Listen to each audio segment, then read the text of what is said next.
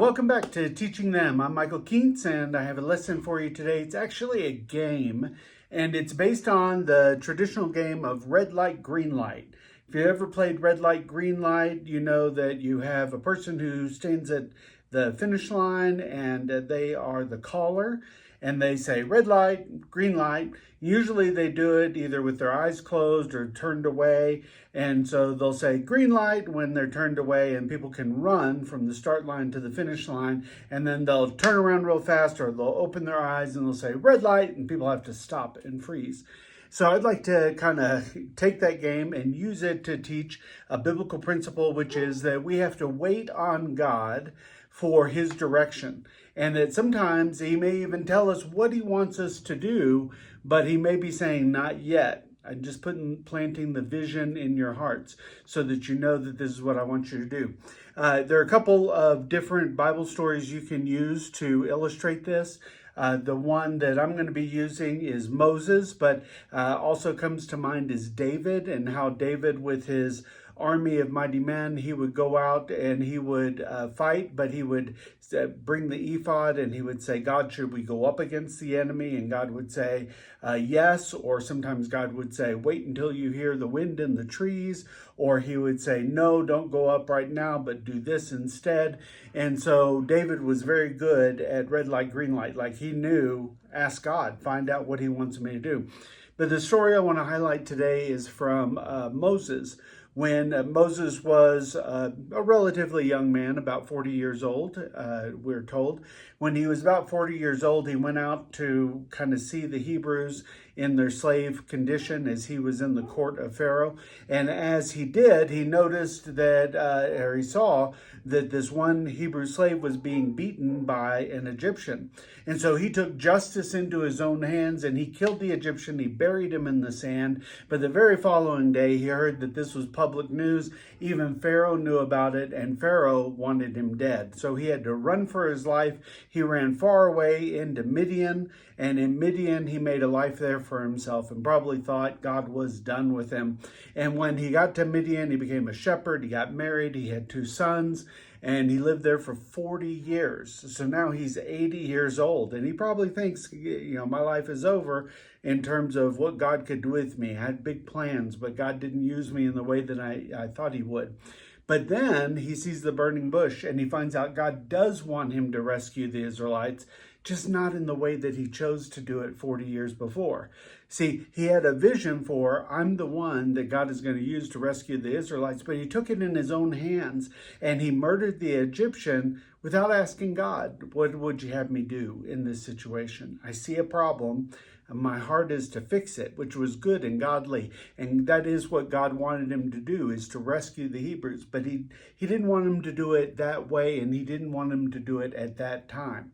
So I would set it up like this. Hey kids, we're going to play a game. Has anybody ever played red light, green light? Great. So we're going to play a game very similar to that, but it's going to be red light, green light, yellow light. We're going to introduce a yellow light. So for those of you who haven't played before, red light means that we're going to run a race, and if the caller says red light, you have to stop. You have to freeze cold. And if you're caught moving at all, you have to go back to the start line. And then if they say green light, you can go as fast as you can towards the finish line. But if they say yellow light, we're going to introduce a new rule, and that is you have to move in super slow motion. It has to be really slow. And if we don't think it's slow enough, if the caller says that's not slow enough, back to the start line, and the caller gets to make that call, because the caller is representing God in this, because we're using this to teach about how God wants to direct our lives, and he wants to show us like how we can do his will, but do it in his time. And God often moves much more slowly than we want him to. We want to move ahead fast. We have a vision for something. We have a heart to do something, and we want God to move quickly, and he moves very slowly. In fact, some people have called Jesus the 3-mile-an-hour God, because he walked everywhere. He could walk about 3 miles in an hour, but he was never in a rush. He never rushed to anything. He always knew what God the Father was asking him to do, and he took his time doing it because he knew that he was doing it at the pace that the Father wanted.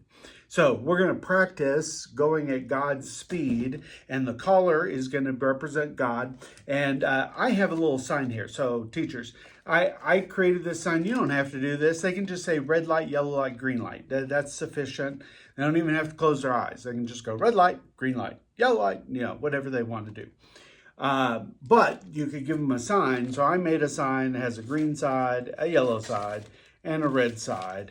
And so the collar will do this, and they can call it out. They say yellow light, green light, red light, green light, red light, yellow light.